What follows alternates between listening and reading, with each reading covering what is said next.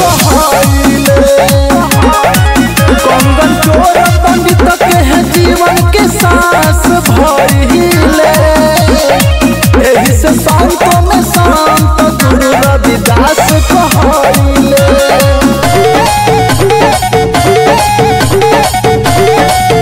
Music by उदय यादव।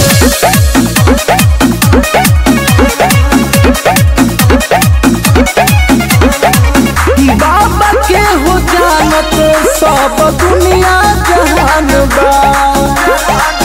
केतना बखानी उनकर महिमा महान बा।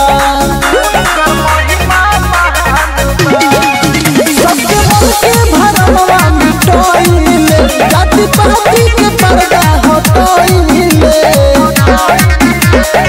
पानी में पत्थर तैरइले।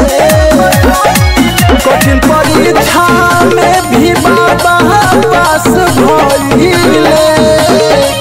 एही से संतों में संत गुरु रविदास कहले। कंगन चोर पंडित के है जीवन के सांस भइले। एही से संतों में संत गुरु रविदास कहले।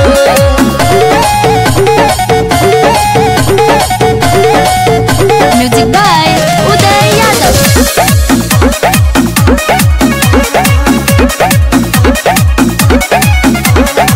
सतनाम के गूंजे सगरो जय जयकारी हो। पूजले चरनिया तोहर नाम